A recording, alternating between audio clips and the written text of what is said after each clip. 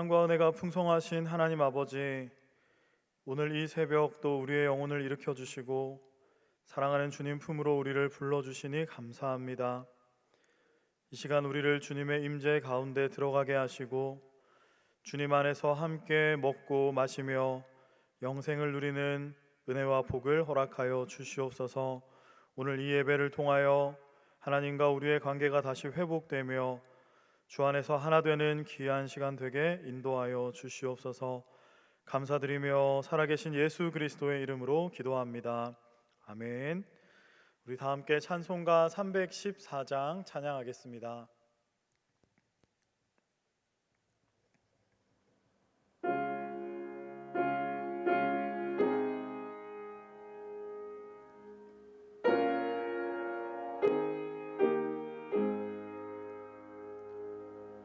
내 구주 예수를 더욱 사랑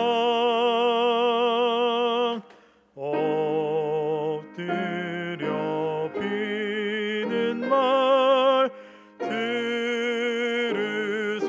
들으소서. 내 진정 소원이 내 구주 예수를 더욱 사랑 더욱 사랑 이전에 세상 나 기뻤어도 지금 내 기쁨은 오직 예수.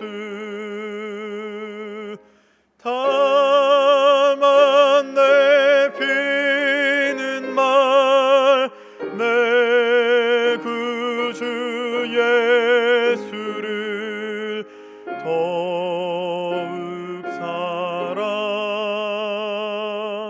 더욱 사랑 이 세상 떠날 때 찬양하고 숨질 때 하는 말 이것일세. 다만 내 비는 말 내 구주 예수를 더욱 사랑 더욱 사랑.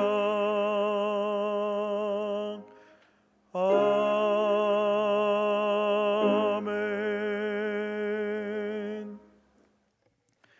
오늘 하나님께서 우리에게 주신 말씀은 출애굽기 24장 1절에서 11절까지 말씀입니다.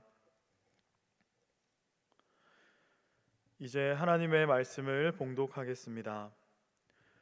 또 모세에게 이르시되 너는 아론과 나답과 아비후와 이스라엘 장로 70명과 함께 여호와께로 올라와 멀리서 경배하고 너 모세만 여호와께 가까이 나아오고 그들은 가까이 나아오지 말며 백성은 너와 함께 올라오지 말지니라.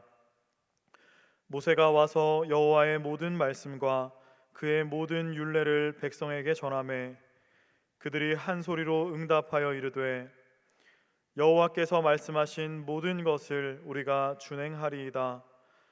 모세가 여호와의 모든 말씀을 기록하고 이른 아침에 일어나 산 아래에 제단을 쌓고 이스라엘 12지파대로 12기둥을 세우고 이스라엘 자손의 청년들을 보내어 여호와께 소로 번제와 화목제를 드리게 하고 모세가 피를 가지고 반은 여러 양푼에 담고 반은 제단에 뿌리고 언약서를 가져다가 백성에게 낭독하여 듣게 하니 그들이 이르되 여호와의 모든 말씀을 우리가 준행하리이다.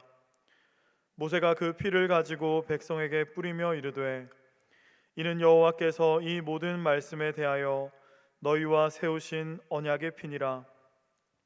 모세와 아론과 나답과 아비후와 이스라엘 장로 70인이 올라가서 이스라엘의 하나님을 보니 그의 발 아래에는 청옥을 편 듯하고 하늘같이 청명하더라.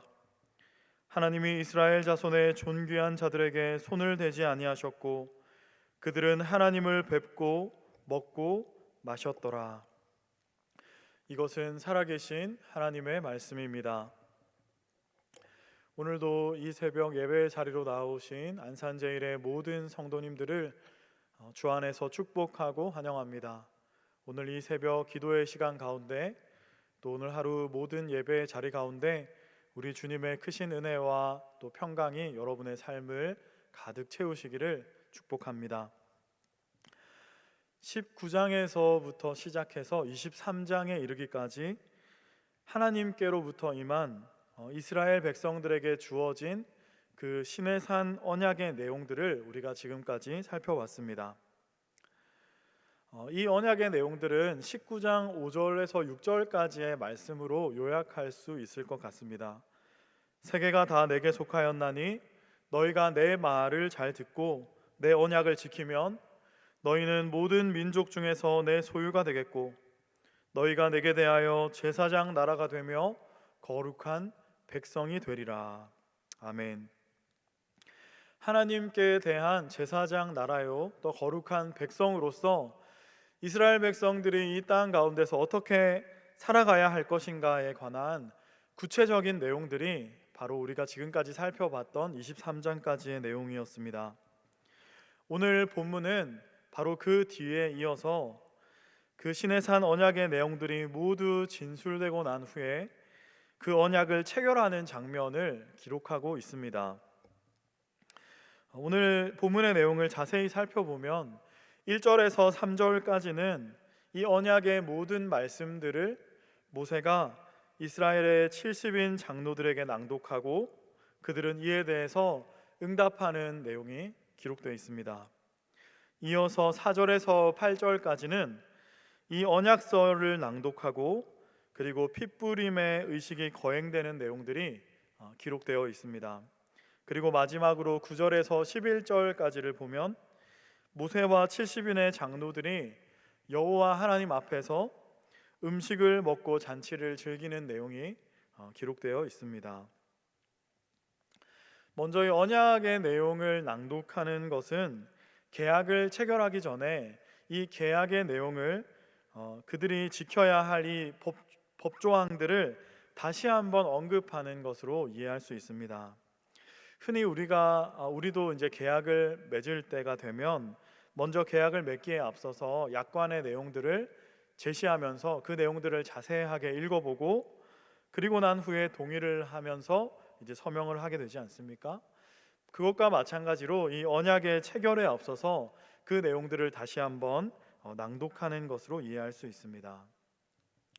그리고 이어서 4절의 말씀을 보면 모세는 이른 아침에 일찍 일어나서 제단을 쌓고 또 12기둥을 세웠다 이렇게 기록합니다. 제단은 바로 하나님의 임재를 상징하는 것이고 12기둥은 이스라엘의 12지파를 상징하는 것입니다.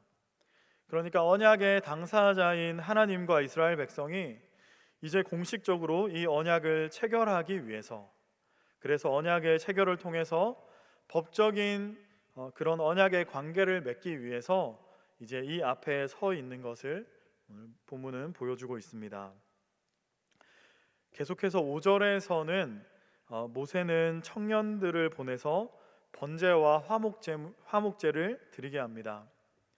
언약을 맺는 일에 있어서 이렇게 희생 제물을 사용하는 것은 이 의식을 통해서 언약을 맺는 이 서로 간의 관계를 확증하는 것을 의미합니다.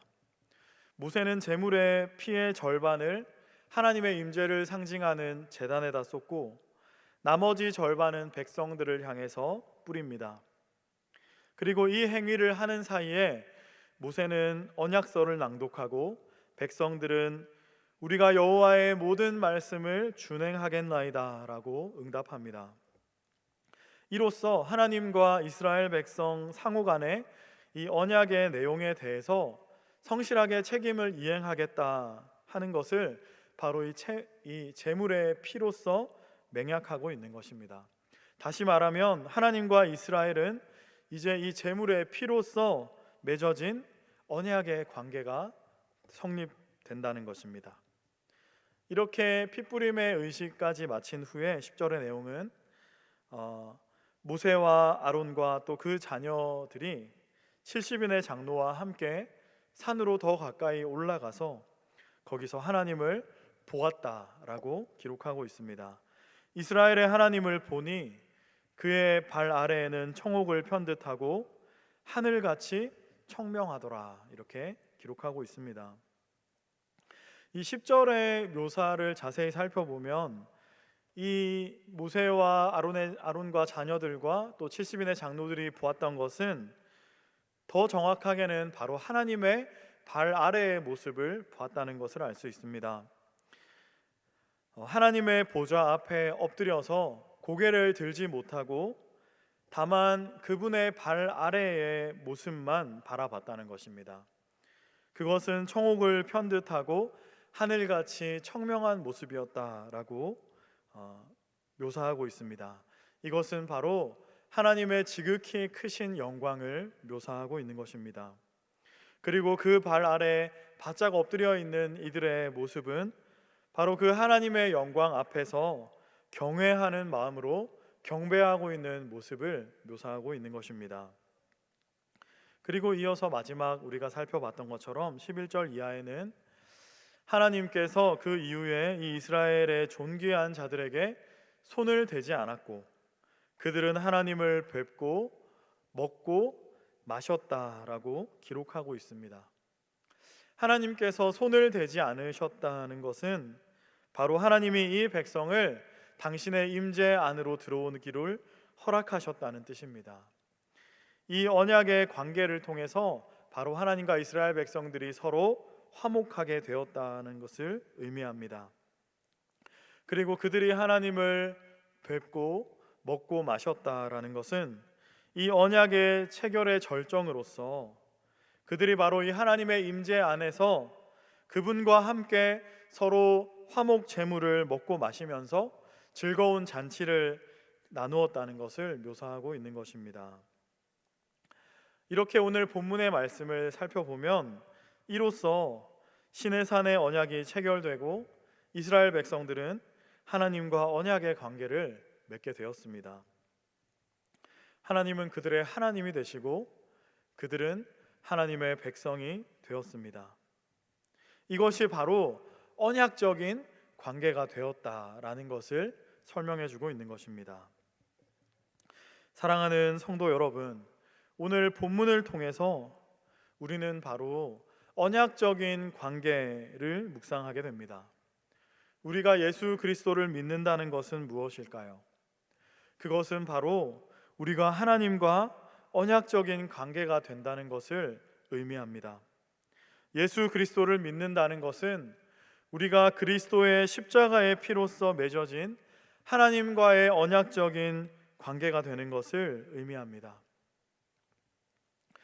언약 체결식을 통해서 이스라엘 백성들은 이제 더 이상 애굽의 노예가 아니라 혹은 이방 나라를 유리하는 그런 나그네가 아니라 이제는 하나님의 나라의 백성으로서의 역사를 시작하게 되었습니다.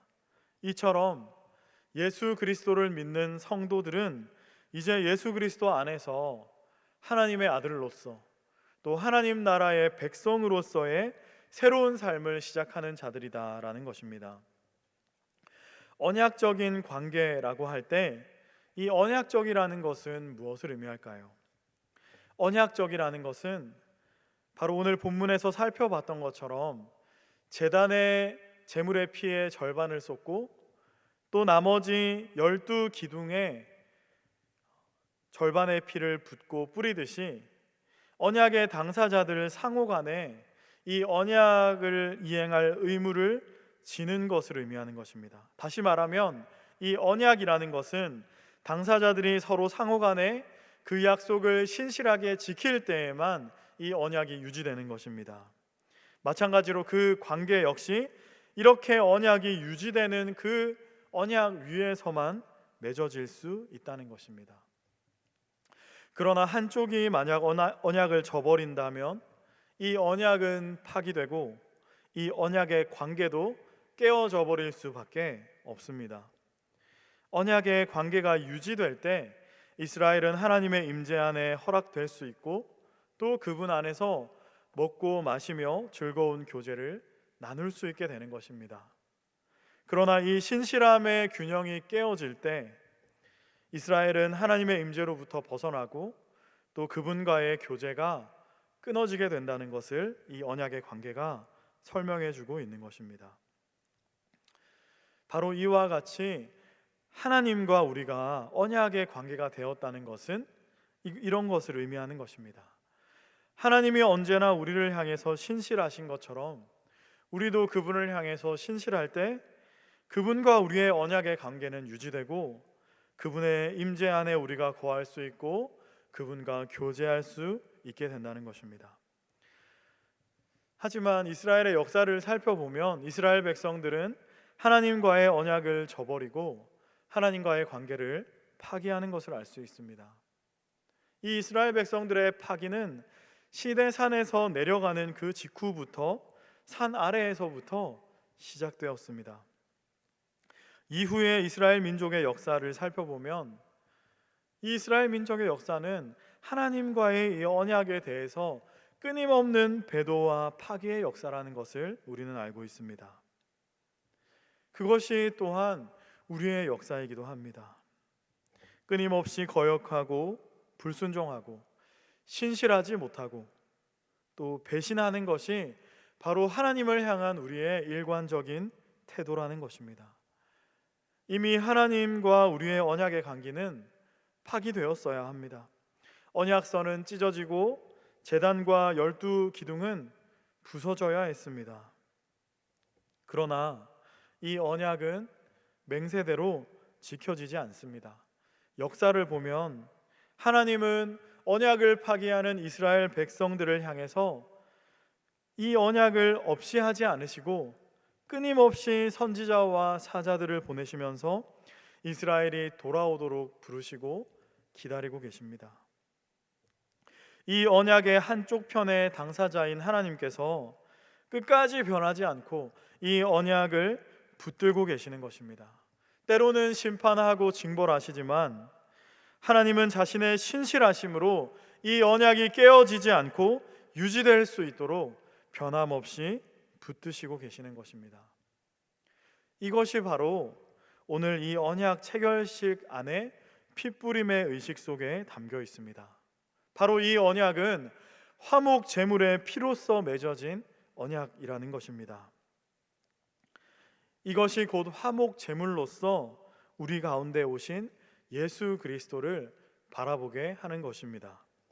예수님은 이 땅에 오셔서 하나님과 우리의 관계를 변치 않도록 붙드시는 화목 제물이 되셨습니다.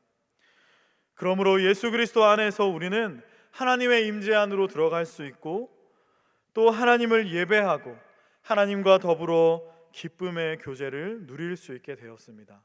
예수 그리스도의 피로 말미암아 하나님과 새 언약을 맺고 새 언약의 백성이 되었다는 것입니다. 하나님과 우리는 언약적인 관계로 맺어졌습니다. 그분이 우리에게 신실하심과 같이 우리 또한 그분의 말씀 앞에 신실하게 응답하며 나아가야 합니다.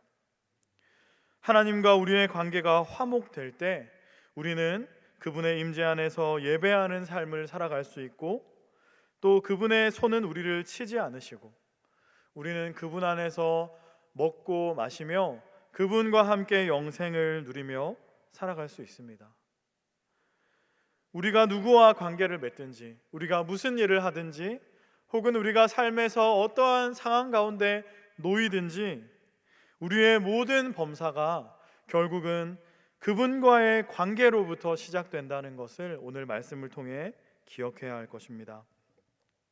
또한 오늘 본문을 통해 우리가 그분 앞에 신실하지 못할 때, 우리가 그분 앞에 범죄하고 언약을 파기함으로 그분과의 관계를 깨뜨릴 때라도 하나님은 우리를 붙드시고 우리를 포기하지 않으시는 긍휼과 자비의 하나님이라는 것을 의지해야 합니다.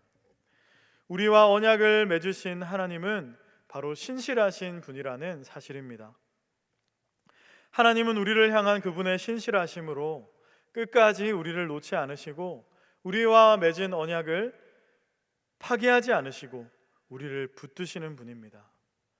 제단에 부어진 화목 제물의 피가 그 곁에 세워진 12기둥에 뿌려졌던 것처럼 예수 그리스도의 십자가의 보혈이 바로 그분에게 나아오는 백성들에게, 그 백성들의 심령에 뿌려지는 것입니다. 참회하는 마음과 또 온전한 회개의 심령으로 나아갈 때 예수님의 속죄하시고 용서하시는 보혈의 은혜가 바로 우리에게 임한다는 것입니다. 예수 그리스도는 어제나 오늘이나 영원토록 동일하십니다. 그분의 보혈의 은혜를 의지하며 나아갈 때 주님은 그분의 임재 안으로 우리를 허락하시고 또 그분 안에서 누리는 교제가 다시 회복되게 이끄실 것입니다. 사랑하는 성도 여러분, 오늘 이 새벽 기도하며 나아갈 때 바로 저와 여러분의 심령 가운데도 그러한 은혜가 임하기를 간절히 소망합니다. 또한 오늘 드려지는 모든 예배를 통해서 하나님과 우리와의 언약적인 관계가 다시 회복되고 그분의 임재 안에서 그분과의 교제가 다시 회복되는 그러한 은혜가 오늘 하루 저와 여러분 가운데 있기를 간절히 축복합니다. 함께 기도하겠습니다. 사랑의 주님, 감사합니다. 오늘 이 새벽 기도하며 나아가는 우리의 심령 가운데 찾아와 주시고 주님의 은혜를 허락하시니 감사드립니다. 화목제물이 되신 예수 그리스도의 보혈로서 우리와 언약의 관계를 맺으시고 당신의 신실하심으로 우리를 붙들어 주시는 그 은혜에 감사를 드립니다. 날마다 주님의 은혜를 의지하며 주의 임재 앞으로 나아가는 우리가 되게 하시고 그리하여 주님 안에서 먹고 마시며 영생을 누리며 살아가는 우리의 삶이 되도록 인도하여 주시옵소서. 오늘도 거룩한 주일 예배로 나아가는 주의 백성들 모두에게 찾아와 주시고 주님과의 언약의 관계가 다시 회복되고 그 관계가 공고해지는 그러한 은혜가 우리 모두에게 임하도록 역사하여 주시옵소서. 원로 목사님과 담임 목사님의 신원을 강건하게 붙들어 주시고 성령의 충만한 은혜를 주셔서 주님의 온전한 뜻을 받들어 이 몸된 교회를 잘 인도하며 목양하게 인도하여 주시옵소서. 오늘 이 새벽도 각자의 간절한 기도의 제목을 가지고 주님 앞에 나아가는 우리 안산제일의 모든 성도들을 긍휼히 여겨주시고 저들의 작은 소리에도 귀 기울여 응답하시며 모든 삶의 자리마다 주님 찾아오셔서 붙드시고 도와주시옵소서. 오늘 하루의 모든 예배와 또 모든 사역을 주님의 손에 온전히 의탁하옵고 살아계신 예수 그리스도의 이름으로 기도하옵나이다. 아멘. 하늘에 계신 우리 아버지, 아버지의 이름을 거룩하게 하시며 아버지의 나라가 오게 하시며 아버지의 뜻이 하늘에서와 같이 땅에서도 이루어지게 하소서. 오늘 우리에게 일용할 양식을 주시고 우리가 우리에게 잘못한 사람을 용서하여 준 것 같이 우리 죄를 용서하여 주시고 우리를 시험에 빠지지 않게 하시고 악에서 구하소서. 나라와 권능과 영광이 영원히 아버지의 것입니다. 아멘. 이 시간 가지고 나온 기도의 제목을 가지고 간절한 마음으로 우리 함께 기도로 나아가겠습니다.